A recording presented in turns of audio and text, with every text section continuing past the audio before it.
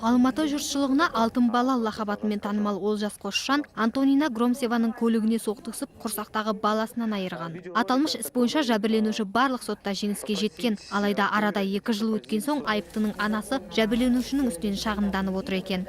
Біз 2 жыл бұрын оқиға болған кезде аудандық қалалық соттарда жеңіп шықтық. Ол студент болатын. Мені баламнан айырды. Денсаулығыма зиян келтірді. Солай бола тұра араға уақыт салып, оның анасы менің үстімнен жалған айыптар тақты деп шағымдануда екен. Маған соттан қағаз келгенде өзімде таңғалдым. Антонина Громсеваның қорғаушысы Жохар Утебеков те бұл істің мәнісін аса түсінбегенін айтады. Сол кездегі құжаттар бойынша жәбірленуші оның клиенті, ал аяқ астынан жәбірленушінің өзін соттау ақылға да заңға да қонымсыз дейді қорғаушы. Мәселенің байыбына бара алмай жүргеніміз рас. 2 жыл бұрынғы жол көлік апатында кімнің айыпты, кімнің жәбірленуші екендігі туралы барлық құжаттар бар қолымызда. Алайда Олжас Қосжанның анасының арызы орынсыз. Жасөспірім баланы желіктіріп, көлік мінгізіп қойғаны өзі де айыпты емес пе?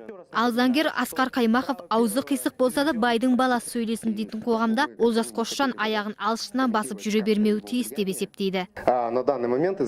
Ол кимепте оқитын, көліктің дұрыс жүргізе алмайтын байдың баласы.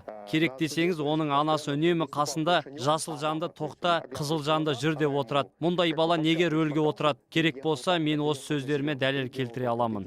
Естеріңізге сала кетейік, осыдан 2 жыл бұрын жасөспірім Олжас Қосжан Porsche Cayenne маркалы автокөлігімен Антонина Громсеваның көлігімен соқтығысып айыпты болған еді. Енді оның анасы Гүлжан Қайдарова ұлымды орынсыз айыптады деп жәбірленушінің өзін сотқа беруде. Ақбота Мұсабекқызы, Серік Қажаубаев, Қазақ Ньюс, Алматы.